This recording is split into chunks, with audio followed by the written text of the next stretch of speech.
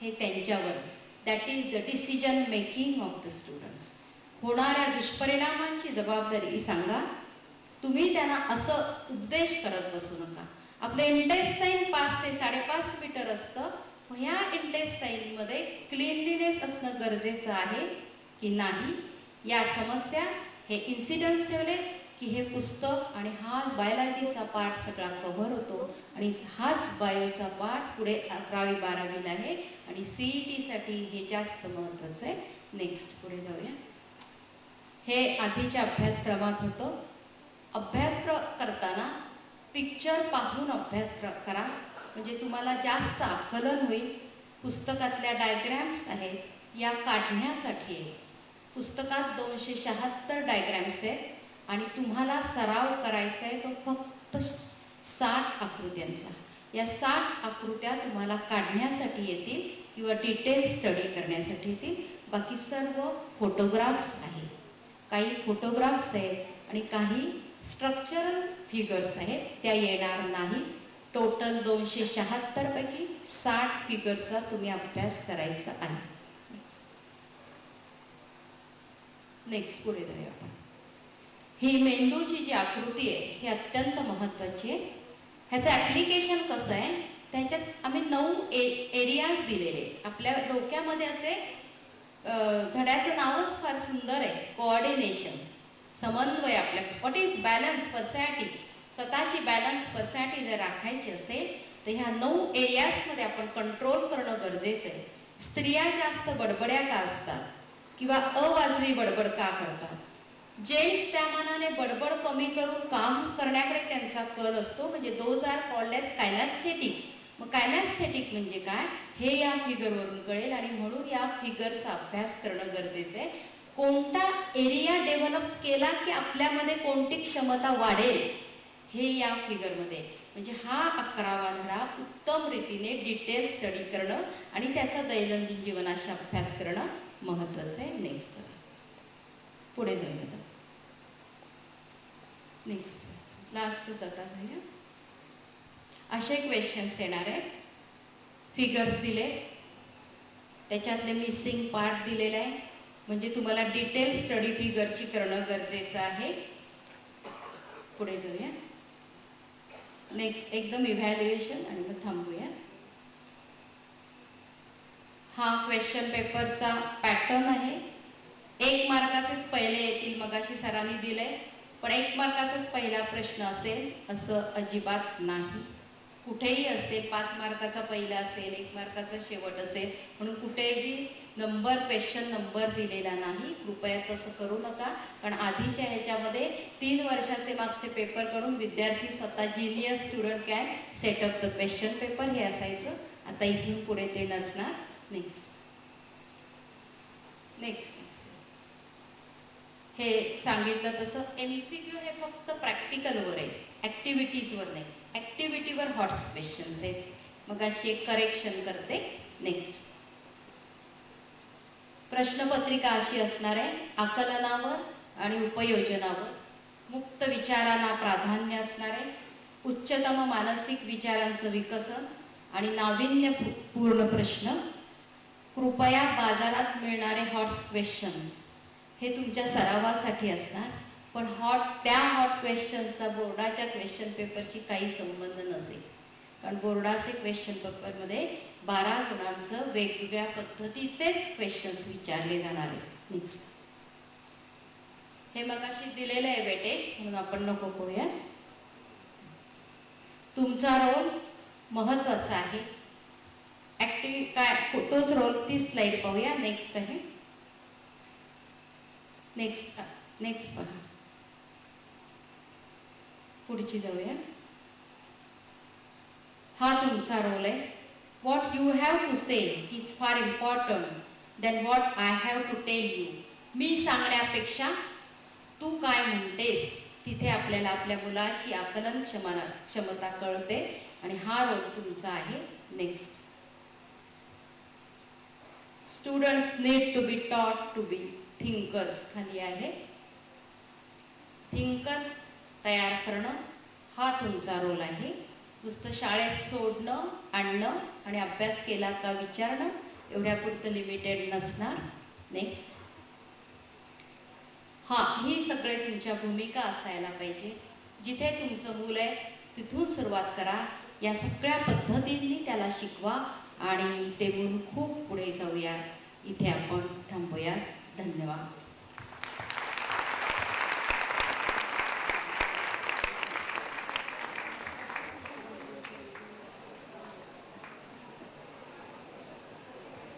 धन्यवाद विधाते मॅडम. अतिशय माहितीपूर्ण आणि विचारपूर्ण असं हे मॅडमचं व्याख्यान होतं. यानंतर आता कार्यक्रमाच्या उत्तरार्धात आपण आमच्या जे गुणवंत विद्यार्थी आहेत त्यांचा सत्कार करणार आहोत आणि नंतर रानडे सरांचा मॅथ्स या विषयाचा बदललेला सिलेबस आणि मार्किंग स्कीम या विषयावर व्याख्यान होणार आहे. तर त्यासाठी मी महाराष्ट्र टाइम्सचे कार्यकारी संपादक माननीय श्री पराग करंदीकर यांना व्यासपीठावर निमंत्रित करतो.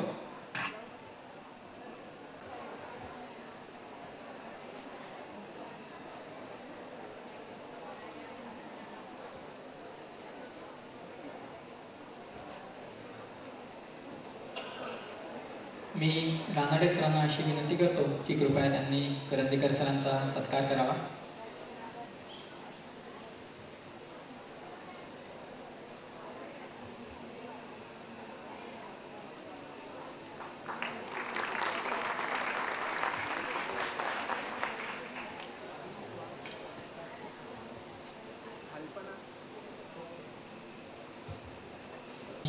माननीय श्री करंदीकर सरांना अशी विनंती करतो की कृपया त्यांनी विद्यार्थ्यांचा सत्कार करावा. 90% जास्ती मार्क मिळालेले जे आमचे विद्यार्थी आहेत, साधारण एक जवळपास 23 विद्यार्थी आहेत, तर त्यापैकी आज 14 इथे हजर आहेत. तर त्यांचा आपण सत्कार करणार आहोत. सर्वप्रथम मी नाव उच्चारतो. मेधा कुलकर्णी आणि कुणाल नाईक या दोघांना 90% मार्क आहेत. ते आज आलेले नाही आहेत, पण त्या दोघांनाही 90% मार्क आहेत. आमचे विद्यार्थी होते. नंतर श्रेयस देशपांडे याला 90.33 मार्क आहेत. तर त्यांनी कृपया स्टेजवर यावं.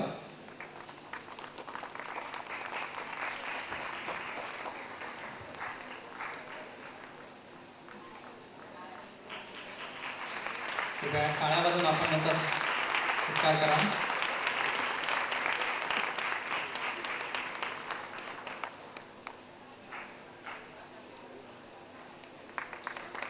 नंतर शुभम देशपांडे याला 90.37% मार्क आहे.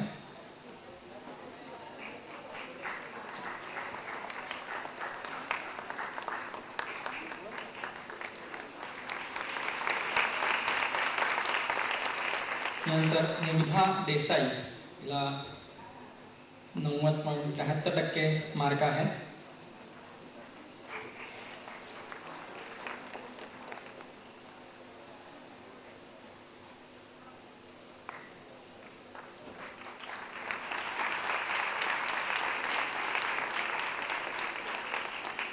तर मनाली पागे ला 91.45% मार्क आहे.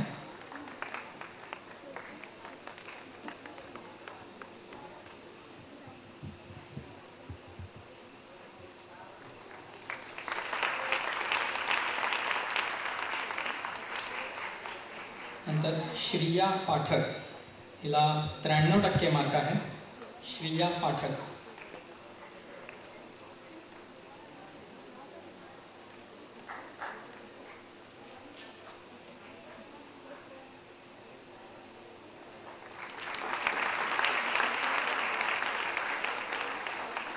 आदित्य जमादार याला 93% मार्क आहेत.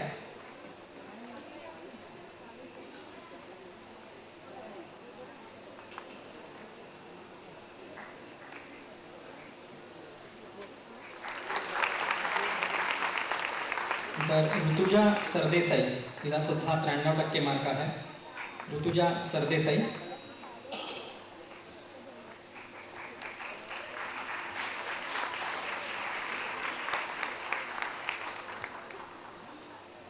अल्पना नाडगौडा हिला 94% मार्क आहेत. अल्पना नाडगौडा.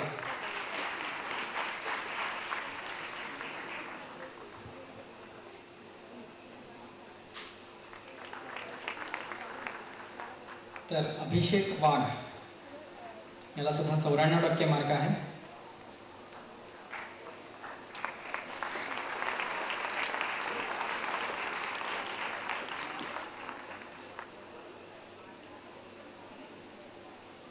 तर पराग देशपांडे याला 95% मार्क आहेत.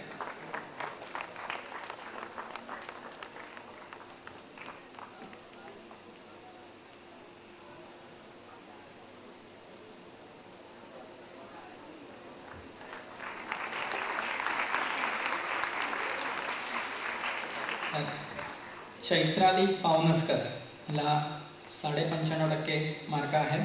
चैत्राली पावनसकर हिचं वैशिष्ट्य असं की ही सायकलिंग या खेळाची नॅशनल लेवलला ती रिप्रेझेंट करते. याची नॅशनल चॅम्पियन आहे ती आणि तरीसुद्धा त्यांनी अभ्यासात एवढं उल्लेखनीय यश मिळवलं.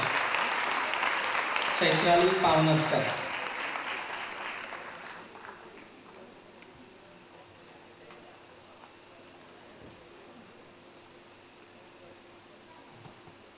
रोचा पुराणिक हिला सुद्धा 95.5% मार्क आहे.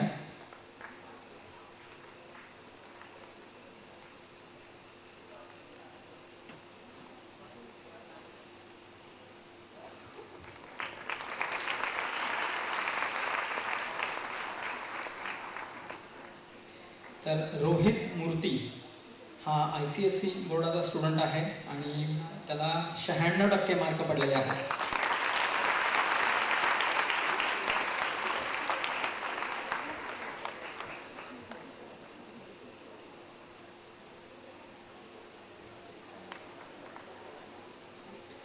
तर अजून एक आमचा विद्यार्थी आज तो येऊ शकला नाही आहे, श्रेयस जोगळेकर. त्याला 97% मार्क आहेत. तो आज काही कारणामुळे अटेंड करू शकला नाही, पण आम्ही त्याला सुद्धा आमचं बक्षीस देणार आहोत. आणि नंतर मग अशी आपण सत्कार केलेली राधिका जोशी, तिला नंतर बॅडमिंटनच्या मॅचेस असल्यामुळे तिला लवकर जायला लागलं, तर तिला 99% मार्क आहेत. राधिका जोशी, तिचा आपण मग अशी सत्कार केला. तर हे जे आमचे पहिले 3 विद्यार्थी आहेत, राधिका जोशी, श्रेयस जोगळेकर आणि रोहित मूर्ती, यांना जे आमचं एडनेक्साचं प्रॉडक्ट आहे 11वी-12वी सायन्ससाठीचं CETचं, तर ते प्रॉडक्ट आम्ही एडनेक्सातर्फे त्यांना फ्री देणार आहोत. आमचे जे पहिले 3 स्टुडंट आहेत त्यांना. तर त्यांनी जरूर याचा लाभ घ्यावा, वापर करावा आणि त्यांना CETमध्ये पुढे खूप चांगले मार्क मिळवत, यांना नव्हे तर बाकी आमच्या सगळ्या स्टुडंटना CETमध्ये खूप चांगले मार्क मिळत अशी आम्ही सदिच्छा व्यक्त करतो. आणि यानंतर मी करंदीकर सरांना 2 शब्द बोलण्याची विनंती करतो. करंदीकर सरांची त्यांचा तुम्हाला परिचय असेलच. पुण्याच्या पत्रकारितेच्या क्षेत्रामध्ये त्यांचं मोठं नाव आहे. आधी ते सकाळ दैनिकाचे उपसंपादक होते आणि सध्या महाराष्ट्र टाइम्स या दैनिकाचे ते कार्यकारी संपादक म्हणून कार्यरत आहेत. मी सरांना अशी विनंती करतो की कृपया त्यांनी विद्यार्थ्यांना आणि पालकांना मार्गदर्शन करावं. तुम्ही इथे कशासाठी आलात याचं मला भान आहे. मी मोजके 2 शब्द बोलू इच्छितो. हे मिशन SSC, मी एक लेक्चर ऐकलं आता मॅडमचं, ते आता खरोखरच मिशन SSC झालंय असं मला वाटलं. मी आता रानड्यांशी तेच बोलत होतो की आता मला असं वाटायला लागलं की आम्ही शिकलो वगैरे असं बोलायची वेळ आता आली. तर त्याच्यात आणि याच्यात खूप मोठा फरक दिसणार आहे येत्या काळामध्ये. माझ्या मनात एकच शंका आहे याच्यामध्ये की आपलं सरकार किंवा आपले शिक्षण तज्ज्ञ विद्यार्थ्यांनाही त्यांच्यातली कॅपॅसिटी बिल्ड करावी याची खूप इच्छा व्यक्त करतायत, त्यानुसार अभ्यासक्रम डिझाईन करतायत. पण हे शिकवणाऱ्या शिक्षकांचं काय, किंवा ज्या पद्धतीने मॅडम किंवा अल देशमुख आधी होते, तर खरोखरच शाळेतले शिक्षक हा अभ्यासक्रम शिकवायला तितके सक्षम झालेत का, याचाही विचार कुठेतरी व्हायला पाहिजे. कदाचित आमच्यासारख्या पेपरमध्ये बातम्यांना विषय मिळावेत म्हणूनही सरकारने सोय केली असेल. येत्या काळामध्ये या प्रकारच्या बातम्याही बहुतेक येत राहतील. आम्ही महाराष्ट्र टाइम्स गेले 6 महिने पुण्यामधनं निघतो. आम्ही 10वीचा अभ्यास वगैरे छापायचो. यावर्षी अभ्यासक्रमात झालेले जे बदल आहेत त्यानुसार त्याला अनुसरून काही वेगळं उपक्रम करण्याचा आमचा सगळ्यांचा प्रयत्न आहे. अल देशमुखांची आणि संजय रानडेंची त्याच्यात आम्ही थोडी मदतही घेणार आहोत. वेगवेगळ्या शिक्षण तज्ज्ञांना लिहायला लावणार आहोत, पण त्याच्यापेक्षा सर्वाधिक पालकांना लिहायला लावणार आहोत की तुमचे अनुभव आमच्याकडनं शेअर करा. आमच्या थ्रू लाखो वाचकांपर्यंत, लाखो विद्यार्थ्यांपर्यंत ते जाऊ शकतात. तर मला खात्री आहे येत्या काळामध्ये आपण सगळेजण त्या दृष्टीने बघाल. महाराष्ट्र टाइम्सची आवर्जून नोंद घ्याल. तुमच्या मिशन SSCला माझ्या शुभेच्छा. आणि महाराष्ट्र टाइम्स ऑफ इंडिया आणि बेनेट कोलमन कंपनीकडनं तुम्हाला जे जे सहकार्य लागेल ते सहकार्य देण्याची आमची तयारी आहे. एक पाऊल तुम्ही पुढे टाका, आम्ही 4 पावलं पुढे टाकू. धन्यवाद.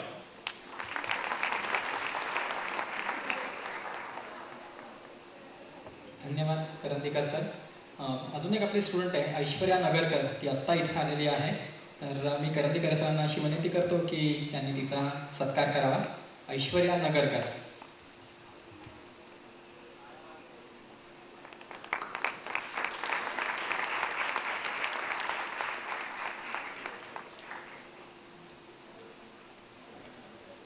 तुम्हाला सगळ्यांना म्हणजे आत्ताचे 10वीत विद्यार्थी आहेत त्यांना स्फूर्ती मिळावी, त्यांना इन्स्पिरेशन मिळावं म्हणून आज आम्ही हा छोटासा सत्कार समारंभ आयोजित केला होता. त्यांच्यापासून इन्स्पिरेशन घेऊन तुम्ही खूप चांगला अभ्यास करा आणि पुढच्या वर्षी तुमचासुद्धा सत्कार करण्याची संधी आम्हाला मिळावी अशी आम्हाला खात्री आहे, आशा आहे. आणि त्या दृष्टिकोनातच आम्ही आजचा हा सत्कार समारंभ आयोजित केला होता. त्यानंतर आपण कार्यक्रमाचा जो शेवटचा भाग आहे, रानडे सरांचं आपण आता भाषण ऐकणार आहोत. मॅथ्स या विषयाचा बदललेला अभ्यासक्रम आणि नवीन मार्किंग स्कीम या विषयावर रानडे सर बोलणार आहे. रानडे सरांचा मी थोडक्यात परिचय करून देतो. रानडे सरांनी इन्स्ट्रुमेंटेशनमध्ये इंजिनिअरिंग केलेलं आहे. त्यांनी 18 वर्ष त्यांनी मॅथ्स हा विषय शिकवलेला आहे. 11वी 12वी आणि CETसाठी त्यांनी मॅथ्स हा विषय शिकवलेला आहे. अत्यंत यशस्वी असे त्यांचे कोचिंग क्लासेस होते पुण्यामध्ये, सहकार नगरला आणि मयूर कॉलनी इथे. तर त्यांनी ते आता बंद करून एडनेक्सा ही ऑनलाईन एज्युकेशनची नवीन कंपनी चालू केलेली आहे. तर मी सरांना अशी विनंती करतो की कृपया त्यांनी विद्यार्थ्यांना आणि पालकांना मार्गदर्शन करावं. धन्यवाद. आणि म्हणून सुरुवातीला आपण त्याविषयी बघणार आहोत. New evaluation method. Next slide. 2 papers असणार आहेत, अल्जिब्रा आणि जॉमेट्री म्हणजे बीजगणित आणि भूमिती. 60 मार्कांचा पेपर असणार आहे आणि त्याला वेळ असणार आहे 2.5 तास. 30 मार्कांची इंटरनल असेसमेंट होणार आहे. म्हणजे एकंदर वेटेज मॅथमॅटिक्सला 150 मार्क्स आहे. 60 अल्जिब्रा, 60 जॉमेट्री आणि 30 मार्क्स इंटरनल असेसमेंट. आता हे जे इंटरनल असेसमेंट आहे त्यातल्या 30 मार्कांचं डिस्ट्रीब्युशन कसं आहे ते बघू. Next. Classification of 30 marks for internal assessment, 10 marks for homework, 5 algebra and 5 geometry. Actually फक्त ते 10 मार्काचं नसेल, ते जास्त मार्कांचं असेल, पण 60 पैकी इतके तर 10 पैकी किती असं ते कन्वर्जन होईल. त्यानंतर 10 मार्क्स हे पहिल्या युनिट टेस्टसाठी असणार आहेत, 5 अल्जिब्रा आणि 5 जॉमेट्री. त्यानंतर 10 marks for multiple choice question test in second semester. दुसऱ्या सेमिस्टरमध्ये MCQ टेस्ट, बहुपर्यायी प्रश्नांची परीक्षा ही घेतली जाईल. आणि हा बदल मला खूप चांगला वाटतो. याचं कारण इंजिनिअरिंग किंवा मेडिकलसाठी जी एंट्रन्स एक्झाम असते त्यात फक्त मल्टिपल चॉईस क्वेश्चन्स असतात. त्यामुळे MCQज म्हणजे नेमकं काय, ते कसे टॅकल करायचे हे यावरून मुलांना कळू शकेल. नेक्स्ट. आता काही महत्त्वाचे फीचर्स बघा. There will be separate papers for algebra and geometry. जसं देशमुख सरांनी सांगितलं की सायन्सचा एकच पेपर असणार आहे. आधी सायन्स 1चा वेगळा, सायन्स 2चा वेगळा असं होतं, पण यावर्षी तसं नसणार आहे. मॅथमॅटिक्समध्ये मात्र अल्जिब्रा आणि जॉमेट्री यांचे वेगळे पेपर्स असणार आहेत. दुसरा जो मुद्दा आहे तो खूप महत्त्वाचा आहे. 35% marks are required for passing. Out of this minimum of 25% marks are required in written test. That is, out of total 120 marks, 60 algebra and 60 geometry, 30 marks should be scored in written test. हे खूप महत्त्वाचं आहे. याचं कारण शाळेकडे जे marks असतात बऱ्याच मुलांना त्यात जवळपास आउट ऑफ मार्क्स मिळतात. त्यामुळे 35% मार्क्स होण्यासाठी 120 पैकी बऱ्याच जणांना 3-4 मार्क्स मिळाले तरी ते पास होतील असं चित्र असतं. पण इथे मात्र रिक्वायरमेंट अशी आहे की या 120 पैकी 30 मार्क्स कमीत कमी ही जी रिटर्न टेस्ट आहे त्यात मिळाले पाहिजे. आणि म्हणून अनेक लोकांचं असं म्हणणं आहे की यावर्षी रिझल्ट्स कदाचित कमी लागतील, कारण हे पासिंग पण आवश्यक आहे. नेक्स्ट. आता प्रश्न कुठल्या प्रकारचे येणार आहेत तर त्याचे त्यांनी नियोजन दिलं आहे. नॉलेज बेस्ड जे आहे त्याला वेटेज आहे 9 मार्क्स, म्हणजे 15% of the total marks. Comprehension 9 marks, application 36 marks. एक महत्त्वाचा फरक तुम्ही लक्षात घ्या आणि तो आत्तापासूनच तुम्ही त्याकडे लक्ष दिलं पाहिजे. ॲप्लिकेशनला त्यांनी खूप महत्त्व दिलं आहे आणि राईटली. याचं कारण सांगतो. 12वीचे रिझल्ट्स HSCचे खूप छान लागले. ज्या विद्यार्थ्याला अनेक विद्यार्थ्यांना 90%पेक्षा जास्त आहेत, पण असे अनेक विद्यार्थी आहेत की ज्यांना बोर्डात 90%पेक्षा जास्त आहेत पण CET 50% पण मिळालेले नाहीत. आणि म्हणून मी काही मुद्द्याकडे येणार आहे. हे जे मार्क्स आहेत SSCचे असू देत किंवा HSCचे, हे घोका आणि ओका अशा प्रकारच्या परीक्षा असल्यामुळेच मिळालेले आहेत.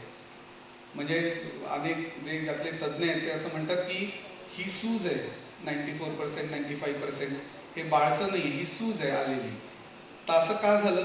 याचं कारण आपल्याला जे नॉलेज आहे ते जर आपल्याला अप्लाय करता आलं नाही तर पुढे आपण जे फील्ड सिलेक्ट करणार आहोत त्यात आपण यशस्वी होणार नाही. आणि म्हणून तुम्ही बघा ॲप्लिकेशनला 60% वेटेज आहे. म्हणजे तुम्ही जे नॉलेज घ्याल ते कसं अप्लाय करायचं, विशेषतः ट्रिगोनॉमेट्री नावाचा टॉपिक आहे. Sine 30 degrees equal to half हे आपण बघतो, माहिती आहे आपल्याला. पण प्रॉब्लेममध्ये ते कसं वापरायचं, कुठे वापरायचं हे जर तुम्हाला कळलं नाही तर निव्वळ साइन 30 इक्वल टू हाफ हे माहिती असून चालणार नाही. आणि स्किल ओरिएंटेड त्याला 6 मार्क्स आहेत, वेटेज आहे 10%. तर असं त्यांनी वेटेजेस दिलेले आहेत. नेक्स्ट. जॉमेट्रिक पण तेच आहे. आता वेटेज, नेक्स्ट आहे distribution of marks as per question type. Algebra आणि जॉमेट्रीमध्ये सेम आहे. आन्सर इन 1 सेंटेन्स 6 मार्क्स त्यासाठी दिले. शॉर्ट आन्सर 22 मार्क्स आहेत आणि लॉंग आन्सर्स 32 मार्क्स आहेत. म्हणजे लॉंग आन्सर्ससाठी सगळ्यात जास्त वेटेज आहे. 53% क्वेश्चन्स हे लॉंग आन्सर्सवर विचारले जातील. नेक्स्ट. त्यानंतर टाईप्स ऑफ क्वेश्चन्स, कुठल्या प्रकारचे प्रश्न येतील हे तुम्ही नाही लिहून घेतलं तरी चालेल, कारण मिशन SSC या वेबसाईटवर आम्ही हे दिलेलं आहे. त्यासाठी तुम्ही हे प्रॉडक्ट घेतलंच पाहिजे असं नाही. तुम्ही फ्री अकाउंट क्रिएट केलं तरी तुम्हाला हा सगळा डेटा वाचता येईल आणि लिहून काढता येईल. तर solve 6 questions out of 7 each of 1 mark. त्यानंतरचा टाईप आहे solve 5 questions out of 6 each of 2 marks. Solve 4 questions out of 5 each of 3 marks. Solve 3 questions out of 4 each of 4 marks. आणि सगळ्यात शेवटी सॉल्व, ज्याला सगळ्यात जास्त वेटेज आहे, solve 4 questions out of 5 each of 5 marks. आता मला इथे अजून एक चांगला बदल दिसतो की सॉल्व 3 क्वेश्चन्स आउट ऑफ 6 असं काही नाही आहे. 4 पैकी 3 एकच तुम्हाला त्याचा चॉईस असेल, बाकी तुम्हाला सोडवायलाच लागतील. त्यामुळे एखादा टॉपिक मी ऑप्शनला टाकीन, तो करणारच नाही, ही जी प्रवृत्ती आहे त्याला आळा बसेल. नेक्स्ट. आता हे जरी खरं असलं की विद्यार्थ्यांनी ज्ञानार्थीच बनलं पाहिजे, परीक्षार्थी बनू नये, पण शेवटी आपल्याला परीक्षाच द्यायची. त्यामुळे प्रत्येक टॉपिकला वेटेज किती आहे हेही आपल्याला माहिती पाहिजे. तर अल्जिब्राचा पहिला टॉपिक आहे ॲरिथमेटिक अँड जॉमेट्री प्रोग्रेशन्स. मराठीत अंकगणिती आणि भूमितीय श्रेणी, त्याला 12 मार्काचं वेटेज आहे आणि विथ ऑप्शन 15 मार्क्स. दुसरा टॉपिक आहे क्वाड्रॅटिक इक्वेशन्स, वर्ग समीकरणे, 13 मार्काचं वेटेज आहे. त्यानंतर लिनियर इक्वेशन्स इन 2 व्हेरिएबल्स, 2 चलातील एकसामायिक समीकरणे, 14 मार्काचं वेटेज आहे. प्रोबॅबिलिटी हा टॉपिक खूप महत्त्वाचा आहे, संभाव्यता, त्याला वेटेज त्यांनी 8 मार्काचं ठेवलं आहे. पुढे जर तुम्ही मॅथमॅटिक्स घेणार असाल 11वी 12वी तर हा टॉपिक अतिशय महत्त्वाचा आहे, प्रोबॅबिलिटी. आणि कम्पॅरेटिव्हली सोपे टॉपिक्स स्टॅटिस्टिक्स 1 वेटेज आहे 7 मार्क्स आणि स्टॅटिस्टिक्स 2 वेटेज आहे 6 मार्क्स. म्हणजे सांख्यिकी 1 आणि सांख्यिकी 2 असं दोन्ही मिळून 13 मार्काचं वेटेज आहे. मी तर म्हणेन की हे जे 2 टॉपिक्स आहेत ते विद्यार्थ्यांनी स्वतः घरी तयार केले तरी चालणार आहेत, इतके सोपे आहेत. नेक्स्ट हे झालं अल्जिब्राचं. आता जॉमेट्रीचे टॉपिक्स बघा. सिमिलॅरिटी, मराठीत समरूपता, वेटेज आहे 12 मार्क्स आणि मार्क्स विथ ऑप्शन 15. दुसरा टॉपिक आहे सर्कल म्हणजे वर्तुळ, 10 मार्काचं वेटेज आहे. तिसरा टॉपिक आहे जॉमेट्रिक कन्स्ट्रक्शन्स, वेटेज आहे 10 मार्क्स. ट्रिगॉनॉमेट्री हा एक अतिशय महत्त्वाचा टॉपिक, मराठीत त्रिकोणमिती, त्याला वेटेज आहे 10 मार्क्स. कोऑर्डिनेट जॉमेट्री म्हणजे निर्देशक भूमिती, त्याला वेटेज आहे 8 मार्क्स. त्यानंतर मेन्सुरेशन, मराठीत त्याला म्हणतात महत्त्वमापन. माझ्या मते पुस्तकात त्यांनी चुकून महत्त्व मापन असं दिलं आहे, ते एकदा आपण व्हेरीफाय केलं पाहिजे नक्की शब्द कुठला आहे. महत्त्वमापन असावा तो, तर त्याला वेटेज आहे 10 मार्क्स. असं टोटल 60 मार्क्स. नेक्स्ट बरं, तर पुन्हा अल्जिब्राचं दाखवलं. आता नवीन सिलेबस जेव्हा सुरू झालं तेव्हा त्यांनी छान शब्द वापरले, ज्ञानरचनावाद. तर त्याचे जे 2-3 फीचर्स आहेत ते मला अतिशय आवडले. पण पुन्हा तेच करंदीकर सर म्हणले तसं ते अंमलात आणायचं असं जरी ठरवलं तरी ते कितपत अंमलात येईल याची शंका आहे. पण मला असं वाटतं त्याची आपण काळजी करायचं कारण नाही, कारण ड्यू कोर्स ऑफ टाईम ते नक्की अंमलात आणल्या जाईल. सगळ्यात महत्त्वाचं फीचर मला असं दिसतो तो म्हणजे पालकांचा सहभाग. बरेचदा असं होतं की शाळेची फी भरली किंवा क्लासची फी भरली म्हणजे आपली जबाबदारी संपली असं 90% पेरेंट्सना वाटत असतं. फी भरण्यासाठी पैसे देणं, पुस्तकं आणून देणं म्हणजे आपण मुलांबरोबर टाईम स्पेंड केला असं त्यांना वाटत असतं. तर ते पूर्णपणे चुकीचं आहे. टाईम स्पेंड करण्याचा अर्थ क्वालिटी टाईम स्पेंड करणं असा अपेक्षित आहे. आणि नवीन ज्ञानरचनावादात त्यांनी असंच म्हटलं आहे. त्यामुळे पालकांनी मुलांना भरपूर वेळ दिला पाहिजे. तर कुठल्या प्रकारे देऊ शकतील? आता मुंबई पुणे मोठ्या शहरांमध्ये ठीक आहे की जे पेरेंट्स आहेत ते ग्रॅज्युएट आहेत, बरेचसे सायन्स ग्रॅज्युएट असतील, त्यामुळे ते या सगळा अभ्यासक्रम त्यांना माहिती आहे आणि ते मुलांना गाईड पण करू शकतील. पण खेडेगावात ते शक्य आहे का?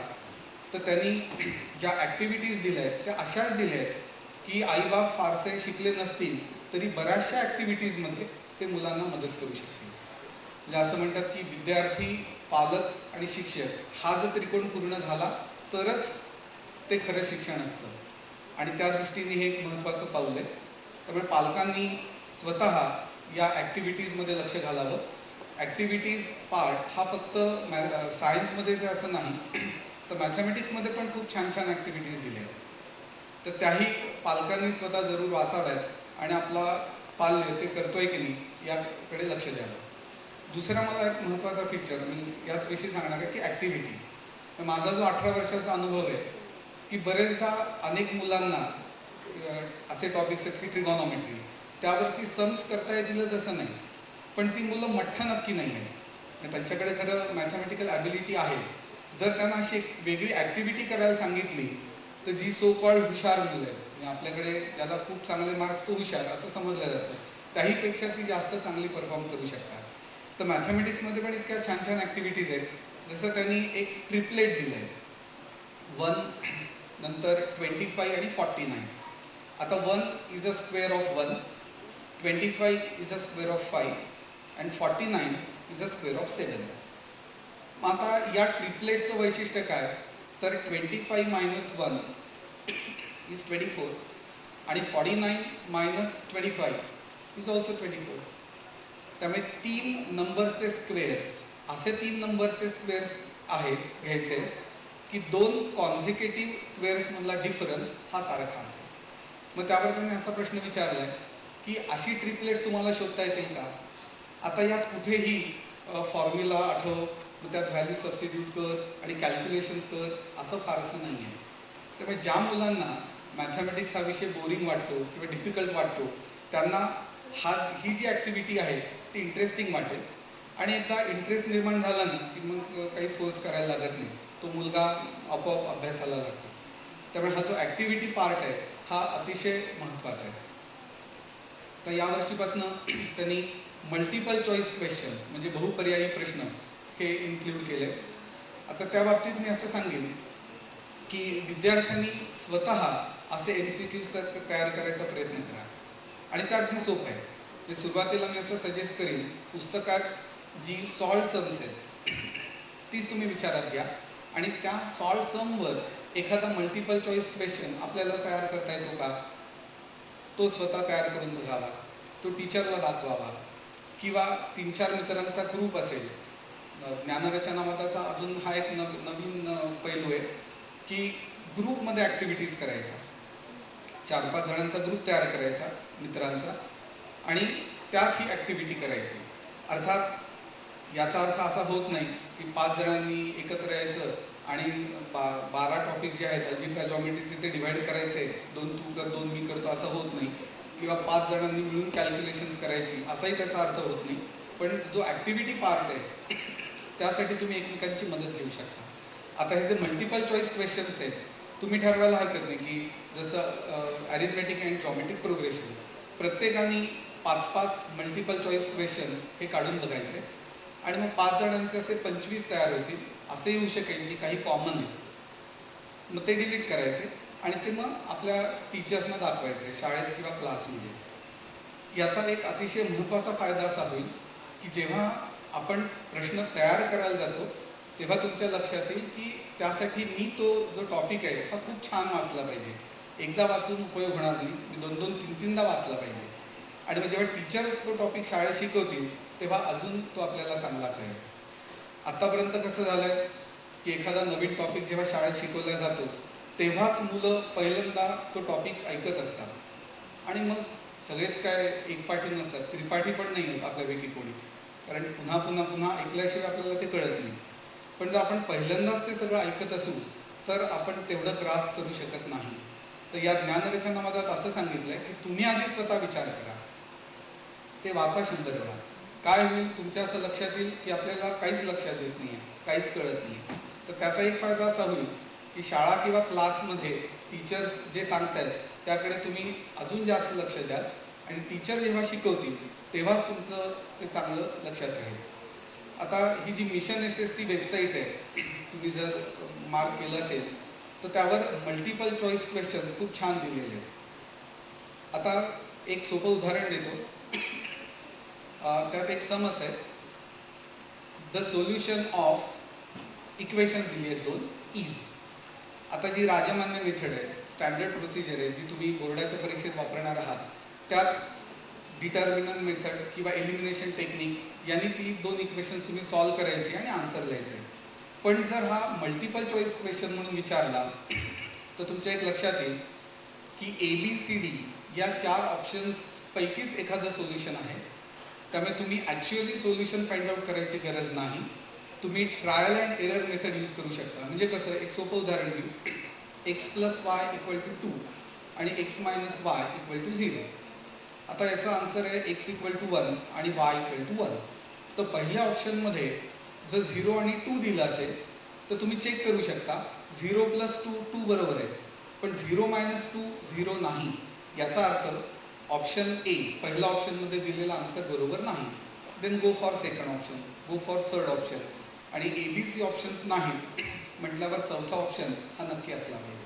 म्हणजे इथे जी नेहमीची मेथड आहे, इक्वेशन्स ॲड करा मग तुम्हाला एक्सची व्हॅल्यू मिळेल, substitute that in one of the equations to get the value of y, ही मेथड वापरायची गरज नाही.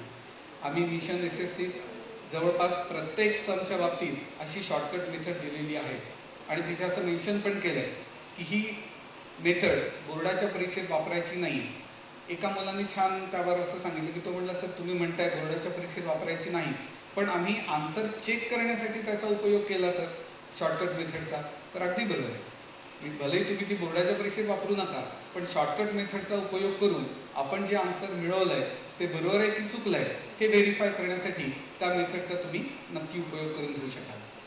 आता एक 5 मिनटं या टॉपिक्सविषयी बोलतो. ॲरिथमेटिक आणि जॉमेट्रिक प्रोग्रेशन्स हा टॉपिक कंपॅरेटिव्हली सोपा आहे आणि म्हणूनच त्यांनी सुरुवातीला दिला आहे. एक लक्षात घ्या की कुठलाही टॉपिक जर तुम्हाला करायचा असेल तर काही बेसिक गोष्टी या तुम्हाला येणं अपेक्षित आहे. तुमच्यापैकी अनेक लोकांनी यापूर्वी मिशन एस एस सीचे कार्यक्रम अटेंड केले असतील तर प्रत्येक वेळा मी हे सांगतो की तुमचे टेबल्स हे चांगले पाठ हवेत, कॅल्क्युलेशनची स्पीड तुमची जास्त हवी आणि ज्ञानरचनामध्ये जरी सांगितलं असेल ग्रुपनी करा तरी कॅल्क्युलेशन पार्ट हा ग्रुपनी करायचा नाही आहे. आता ॲरिथमेटिक प्रोग्रेशन आणि जॉमेट्रिक प्रोग्रेशन बरोबर अजून एक प्रोग्रेशन आहे की जे एस एस सी परीक्षेला नाही आहे, हार्मोनिक प्रोग्रेशन.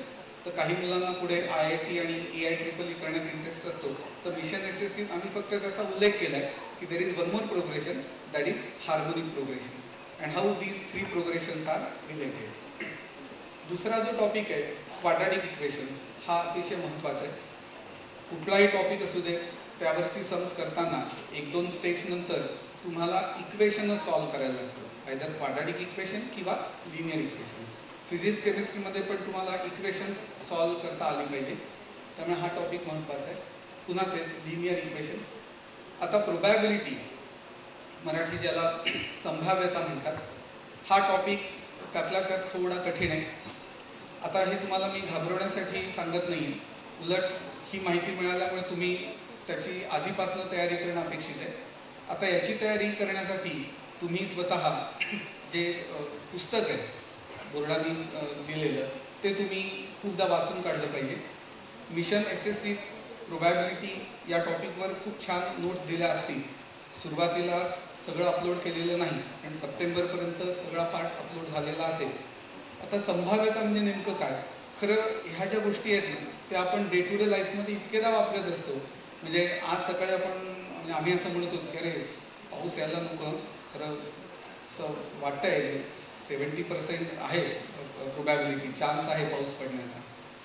झालं इथे आपण प्रोबॅबिलिटी म्हणजे संभाव्यता म्हणजे चान्स याचा उपयोग केलेला आहे. त्यामुळे जो शब्द आपण वारंवार वापरतो तो नेमका काय आहे हे यात तुम्ही शिकणार आहात. प्रोबॅबिलिटी, स्टॅटिस्टिक्स 1 आणि स्टॅटिस्टिक्स 2 याकडे अनेक लोक दुर्लक्ष करतात. म्हणजे हाच टॉपिक 11वीत पण आहे 12वीत पण आहे. 11वीत विशेषतः अनेक ठिकाणी तो शिकवलाच जात नाही कारण 12वीत त्याचा उपयोग नाही, पण पुढे स्टॅटिस्टिक्सला अतिशय महत्त्व आहे आणि स्टॅटिस्टिक्स हे आलंच पाहिजे. आता स्टॅटिस्टिक्स 1मध्ये how to calculate mean, median आणि मोड असं त्यांनी म्हटलं आहे. मीन, मीडियन, मोड याचा अर्थ मध्य, मध्यक आणि बहुलक. आपण याचा इतका कायम उपयोग करत असतो. म्हणजे आम्ही दरवर्षी म्हणतो की this years batch is better than last years batch. इथे आपण ॲव्हरेजेसच कन्सिडर करत असतो. किंवा एखाद्या स्टुडंटला विचारलं की तुला मार्क्स किती आहेत, तो सांगतो आजकाल पूर्वी सांगायचं 70%, 75%, पण आता सांगतात 90%, 92%. याचा अर्थ असा होत नाही की प्रत्येक विषयात 92 आहे. 92 हे ॲव्हरेज आहे, मीन आहे. तर जे आपण कायम वापरतो ते नेमकं मॅथमॅटिकली कसं रिप्रेझेंट करतात हे स्टॅटिस्टिक्समध्ये तुम्ही शिकणार आहात. स्टॅटिस्टिक्स 2मध्ये पिक्टोरियल रिप्रेझेंटेशन आहे. तुम्ही जर इकॉनॉमिक टाइम्स किंवा अशी मॅगझिन्स वाचली तर तुमच्या असं लक्षात येईल की नुसत्या फिगर्स नसतात, त्यात डायग्रॅम्स असतात. तर असं का असतं तर डेटा जर पिक्टोरियल फॉर्ममध्ये रिप्रेझेंट केला तर तो समजायला जास्त सोपा जातो. तर पिक्टोरियल फॉर्म म्हणजे नेमकं काय ते त्यांनी स्टॅटिस्टिक्स 2मध्ये दिलं आहे. मग त्यात त्यांनी pie chart, histogram, cumulative frequency curves याविषयी मेन्शन केलं आहे. त्यामुळे स्टॅटिस्टिक्सकडे दुर्लक्ष करू नका. नेक्स्ट, आता जॉमेट्रीमध्ये पहिले जे 2 टॉपिक्स आहेत ते कंपॅरेटिव्हली कठीण आहे. सर्कल हा टॉपिक 11वीत पण आहे, पण 11वीतला सर्कल टॉपिक हा या सर्कल टॉपिकपेक्षा सोपा आहे.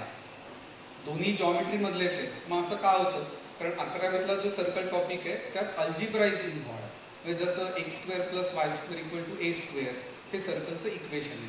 पण इथे मात्र सर्कल टॉपिकवरचे जे थिअरम्स आहेत आणि टँजन्सी इन केस ऑफ सर्कल हे त्यांनी दिलेलं आहे. सिमिलॅरिटीमध्ये पण बरेचसे थिअरम्स आहेत. बेसिक प्रोपोर्शनॅलिटी थिअरम आहे किंवा पायथागोरसचं थिअरम आहे, अपोलोनियस थिअरम आहे, ही सगळी थिअरम्स या 2 टॉपिक्समध्ये दिली आहेत. थिअरमच्या बाबतीत मी असं सांगेन की डायजेस्ट आणायची आणि त्यातलं कॉपी करायचं आणि पाठ करायचं एवढं करून चालणार नाही. एक लक्षात घ्या, डायजेस्ट वापरायला शक्यतो वापरू नये विद्यार्थ्यांनी, पण जर वापरणारच असाल तर तो शब्द लक्षात घ्या, डायजेस्ट आहे. तुम्ही ते डायजेस्ट केलं पाहिजे. नुसतं कॉपी करायचं तर त्यांनी उपयोग होणार नाही. तो थिअरम समजून घ्या, स्वतःच्या भाषेत लिहून काढा आणि मग नेमकं काय दिलं आहे हे तुम्ही त्यात बघितलं पाहिजे. जॉमेट्री कन्स्ट्रक्शन्स 10 मार्काचं वेटेज आहे. हाही महत्त्वाचा टॉपिक आहे. यात पण 3-4 लोकांनी जॉमेट्री कन्स्ट्रक्शन्स करायच्या, ज्याचं ड्रॉइंग चांगलं आहे त्याला करायला सांगायचं आणि बाकी लोकांनी त्याला सजेशन द्यायच्या. जो ॲक्च्युअली करतो त्यालाच परीक्षेत कन्स्ट्रक्शन जमतील, बाकी लोकांना जमणार नाही. त्यामुळे प्रत्येकाने त्या कन्स्ट्रक्शन स्वतः करून बघणं हे अतिशय आवश्यक आहे. ट्रिगॉनॉमेट्री तुमच्या सिनियर्सने कदाचित सांगितलं असेल की खूप टफ आहे, तर तसं नाही आहे. गणितात पाठांतराला महत्त्व आहे. काही लोकांना यावर ऑब्जेक्शन असेल, पण अनेक वर्षांच्या अनुभवावरून सांगतो की पाठांतर आवश्यक आहे. फक्त बिंडोक पाठांतर करायचं नाही. तुम्हाला साइन 45 डिग्रीची व्हॅल्यू लागणार आहे. तुम्ही जर ती वेळेवर काढतो म्हणलात तर जमणार नाही. पुढे म्हणजे CETला तर फिजिक्स केमिस्ट्रीचं एक सम करायला 54 सेकंड्स एवढाच वेळ असतो. त्यामुळे साइन 45 डिग्रीज म्हणता क्षणी 1/√2 हे तुम्हाला सांगता आलंच पाहिजे. जर नंतर कोणी विचारलं की please explain why sine 45 degrees is 1/√2 हे तुम्हाला सांगता आलं पाहिजे. पण हे पाठ होणं हे आवश्यक आहे. तर ट्रिगॉनॉमेट्रीत जे बेसिक ट्रिगॉनॉमेट्रिक रेशोज आहेत ते तुम्हाला माहिती पाहिजे. फंडामेंटल आयडेंटिटीज, आता बघा मी जो सुरुवातीला उल्लेख केला की बेसिक गोष्टी आल्या पाहिजे. आता आयडेंटिटी आणि इक्वेशन यामधला फरक लक्षात आला पाहिजे की x+4 = 0 हे इक्वेशन आहे, because this is true only if x = -4.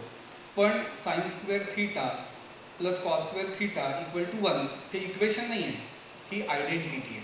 आपल्याला थीटाबद्दल प्रेम नाही. Theta can be beta, beta can be इटा, इटा कॅन बी साय, साय कॅन बी पाय, एनी रिअल नंबर व्हॅल्यू. तर या ज्या 3 फंडामेंटल ट्रिगॉनॉमेट्रिक आयडेंटिटीज आहेत त्या आपल्याला माहिती पाहिजे.